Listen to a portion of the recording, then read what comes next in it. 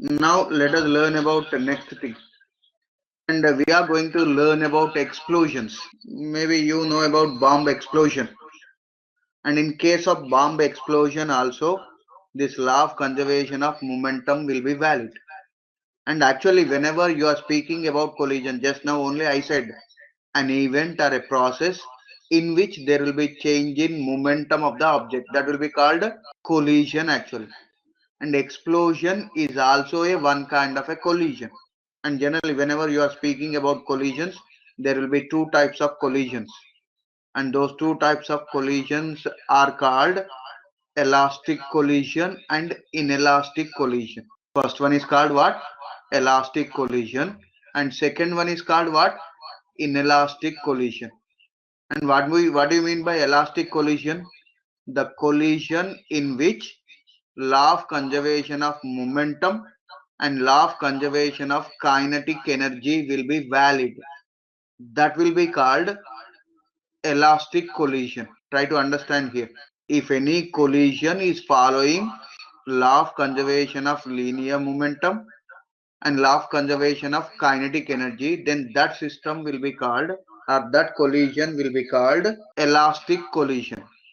And what do you mean by inelastic collision? The collision in which only law of conservation of momentum is valid. Law of conservation of kinetic energy will not be valid. That will be called, that type of collision will be called inelastic collision. And here observe carefully, we are going to learn about explosions. And in that explosion, observe carefully whatever statement is written. And if you observe it, you can understand whether it is a elastic collision or inelastic collision. So in an explosion, linear momentum is conserved, but kinetic energy is not conserved. That means kinetic energy of the system before collision, how much is there? Same kinetic energy will not be there after collision.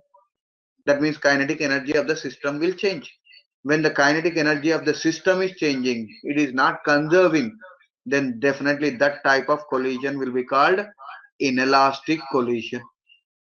And here observe carefully, the kinetic energy of the system after explosion will increase, and where from that particular energy will increase, whatever internal energy is there for the system, that internal energy will be used to have that explosion actually. So that means before explosion, how much kinetic energy is there? After explosion, more kinetic energy will be there. So that is what we have to understand in case of explosion. And again, try to understand how many types of collisions will be there generally. How many types of collisions will be there generally? Two. Two will be there. What those two types of collisions are? Elastic and inelastic. Very good. Elastic collision and inelastic collision. And what do you mean by elastic collision? Which one is called elastic collision? Which one is called elastic collision? Or no, just now I said no, you have to make note of it. Sir, you were saying too fast. Okay. If I say slowly, can you note down? Will you Of note down? course. Will you note down? Yes, sir. Right. So the collision, in which both law of conservation of momentum, and kinetic energy is valid. Kinetic energy is valid, is known as elastic collision. Elastic collision.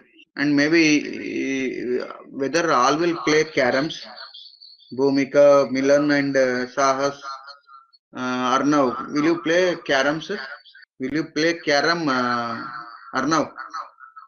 Yes, sir. Right, in that play of carom, maybe you know that striker will hit the coins, isn't Yes, it? sir. And whatever that collision is there, that is elastic collision generally, right? Okay, sir. But here explosion will be which type of collision? It is Inelastic. inelastic collision. Why it is inelastic collision? Because kinetic energy will not be conserved. That means before collision, How much kinetic energy is there after collision? Same kinetic energy will not be there. So it will not be equal. That's why it is inelastic collision. So explosions are generally inelastic collision. But here you have to learn about that explosion by considering about law of conservation of linear momentum. And see here, what is the second statement here? If a stationary shell breaks into two fragments, they will move in opposite direction with velocities in the inverse ratio of their masses. Now observe carefully. One bomb is there here. One bomb shell is there, and this is having some capital M mass, and it is not moving before collision. That means initial velocity will be zero. And when initial velocity is zero, what is the initial momentum of the system? Initial momentum of the system will be zero. But now what happened is, let us say this particular whatever capital M mass is there, it is divided into two fragments like this. First mass is small m1 and second mass is small m2. And what is happening now? These two are moving in opposite direction. So one is moving in this direction, other is moving in this direction. So if I am taking this as V1 and this as V2, so definitely if we are taking V2 as a positive, V1 will be negative. Why? Because both are in opposite direction. Now for a final momentum, what we can write here? M1 V1 plus M2 V2, it must be equal to 0. Why it must be equal to 0? Because the initial momentum is 0 for the system. Final momentum also must be 0 for the system.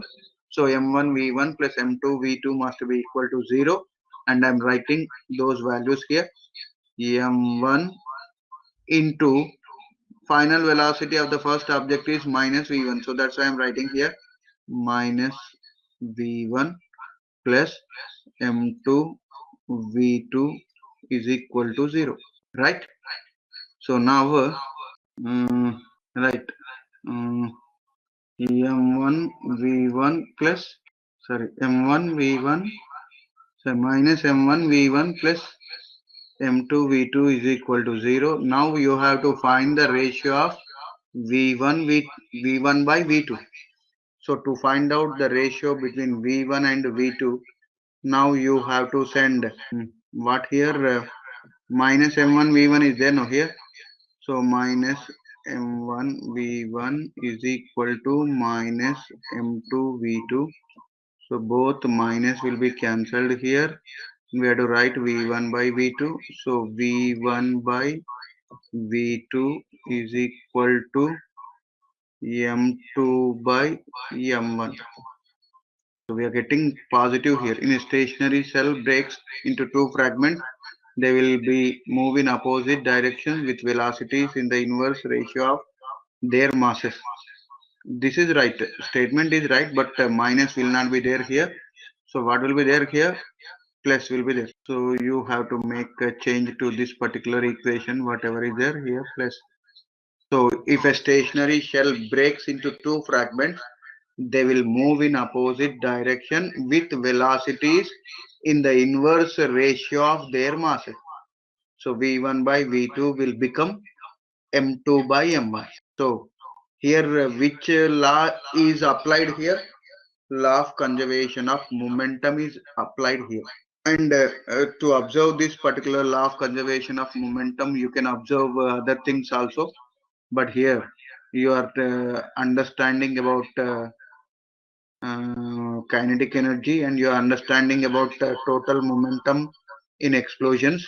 But I will explain about those explosions, about kinetic energy, about momentum for a if three fragments, that means one shell is broken into three fragments, how the law of conservation of momentum will be valid, and if it is valid, how they will move.